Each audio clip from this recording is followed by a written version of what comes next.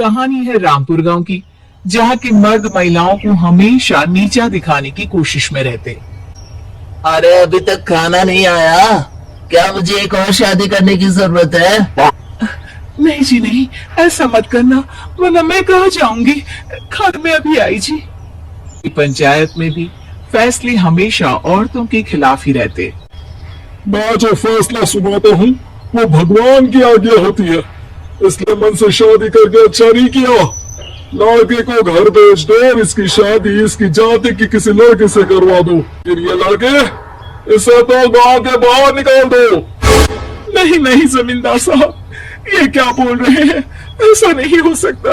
ये बेटी मासूम है, इसे अच्छे बुरे की समझ नहीं है।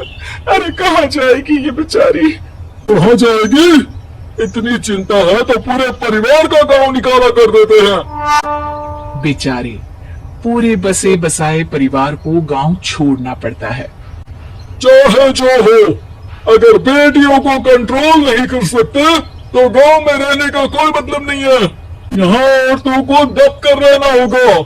कोई भी अपने हिसाब से कुछ नहीं कर सकता, सब ईश्वर की मर्जी से ही होगा। तभी गांव का एक आदमी दौड़ा दौड़ा आता है। साहब, जमींदार साहब, वो कालिया है ना, उसकी बेटी पढ़ने के लिए शहर जा रही है। अच्छा, ये कब हो गया? और कालिया की हिम्मत कैसे हो गई ऐसा करने की? लेकर आओ उसे और उसकी बेटी को। बस फिर क्या था, हाजिर हो जाते हैं कालिया और उसकी बेटी सरपंच के सामने। और कालिया, ये क्या सुनने में आ रहा है? बेटी को इंजीनियर बना रहा है तू? और ये बता, गांव में तो स्कूल नहीं है, फिर कहां से इतनी क्लास पास कर गई तेरी बेटी? राधा, जो कि कालिया की बेटी है, उसे लगता है कि सरपंच उसकी तारीफ कर रहे हैं। सरपंच जी, मैंने ऑनलाइन पढ़ाई की है, डिस्टेंस लर्निंग से। सभी में मैंने अच्छे नंबर पाए हैं, जिसे देखते हुए शहर की इंजीनियरिंग कॉलेज में मुझे स्कॉलरशिप मिली है। वाह जी वाह, क्या होती है ये? पहले तो ये बताओ, फिर आगे की बात करते हैं। पूरा गांव राधा की बात सुन रहा था और राधा बोलती जा रही थी। ऐसे मैं फ्री में एक अच्छी शिक्षा लेकर गांव में जो कुछ परेशानियां हैं, जैसे बिजली, पानी और इंटरनेट जैसे समस्याओं के लिए काम करूंगी। मैं गांव को शहर से जोड़ने के लिए पुल का निर्माण करवाने का प्रस्ताव रखूंगी। मुझे पूरी उम्मीद है कि जल्द ही हमारा गांव भी तरक्की की राह पर चल पड़ेगा। राधा की बात सुनकर सारे गांव वाले ताली बजाने लगते हैं। सरपंच को समझ नहीं आता कि वो क्या करे। चुप रह नादान लड़की, गांव के खिलाफ जाने के लिए तुझे गांव से बेदखल कर दिया जाएगा, वो भी पूरे परिवार के साथ। और हाँ, अगर ठीक से गांव में रहना चाहती है तो ये पढ़ाई लिखाई छोड़ दे। हम तेरे लिए गांव का कोई होनहार लड़का देखेंगे। तभी गांव का एक आदमी बोल पड़ता है। अरे नहीं नहीं सरपंच जी, राधा बिटिया जो बता रही है, अगर वैसा हो जाए तो हम लोगों को पैसा कमाने के लिए बाहर नहीं जाना पड़ेगा। हाँ जी, और ना ही कोसों दूर पाने के लिए भटकना पड़ेगा।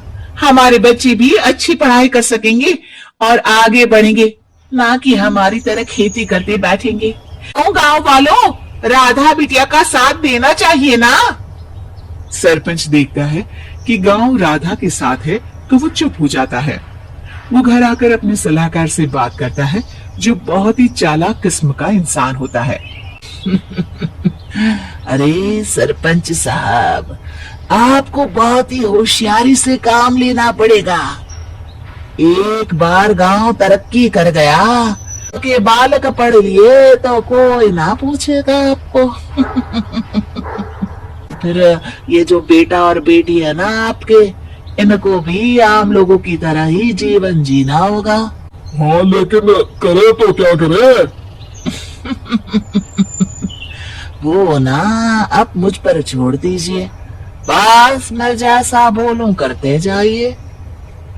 अगले रोज सुबह जब गांव वाले सोकर उठते हैं तो राधा के घर के बाहर और साथ ही वो लोग जिन्होंने राधा का सपोर्ट किया था, उनके घर के आगे लाल रंग से कल आऊंगी लिखा होता है। कल आऊंगी? ये क्या होता है? अरे ये तो खून से लिखा है, लगता है कोई भूत प्रेत या चुड़ैल का साया है। चलो सरपंच जी के पास चलते हैं। सभी सरपंच के पास जाकर उसे सारी बात बताते हैं। अरे ये तो बड़ी मुश्किल की बात है। चलो मैं एक बाबा को जानता हूँ, उन्हें बुला लेता हूँ। सरपंच बाबा को लेकर गांव के घर के बाहर जाता है। ओहो, तो ये वो चुड़ैल है जो उन लोगों को निशाना बनाते हैं जो गांव को बदलने का सपना देखते हैं। गांव को ऐसे ही संपन्न देखना चाहती है, वो नहीं चाहती कि कोई बाहरी आका कायाकल्प करे। क्या तुम लोगों में से किसी ने गांव को बदलने की सोच रखी है? तभी राधा की माँ रोते रोते आती है। मेरी राधा घर से गायब हो गई है। अरे कोई तो बचाओ, मेरी बच्ची कहाँ गई?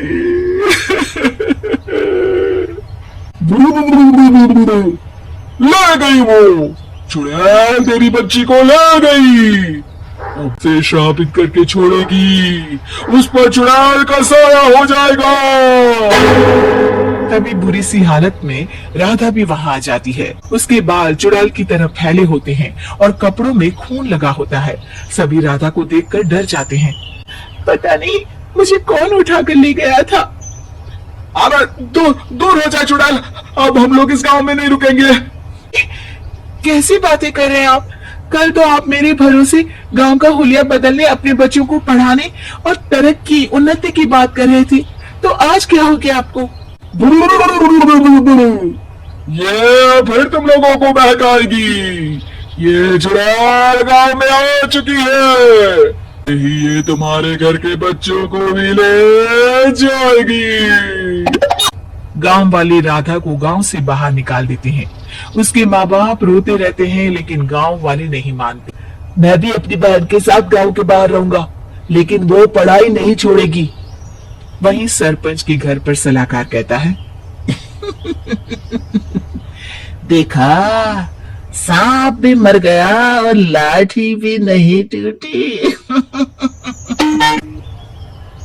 लेकिन अगले ही दिन सरपंच के घर के बाहर भी वही शब्द लिखे होते हैं। और फिर सरपंच की बीवी कहती है, बेटी को किसी ने अगवा कर लिया है।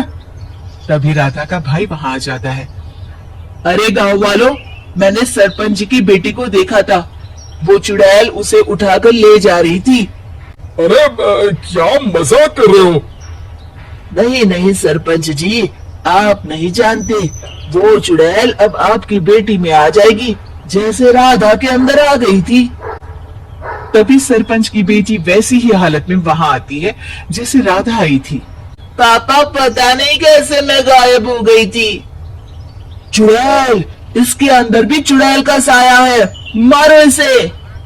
अरे नहीं नहीं, इसे भी राधा के पास गांव के बाहर ही भेज दो। अरे चुप रहो, मेरी बेटी कहीं नहीं जाएगी और चुड़ैल मुड़ैल कुछ नहीं होता है। अरे कैसे बात कर रहे हो सरपंच जी? आप तो बोल रहे थे कि आपका फैसला भगवान का ज्ञान होता है, तो अपने पर बात आई तो अब आप ऐसे बोल रहे हैं। अरे ना ना ना, आपको अपनी बेटी को त्यागना ही होगा। अरे बुलाओ बाबा को। राधा का भाई बाबा को ले आता है, जिसे अब गांव वालों के डर के कारण सच बोलना पड़ता है। मैं कोई बाबा नहीं हूँ, मैं तो मोची था। ये सलाहकार महोदय ने मुझे कहा था एक्टिंग करने को। वो मुझे पैसे देने वाले हैं। मुझे माफ कर दो, गलती हो गई, मुझे माफ कर दो। वहां राधा आ जाती है। देखा सरपंच जी, जब गांव के बच्चे साक्षर होंगे तो आप जैसे लोगों की चालाकी नहीं चलेगी।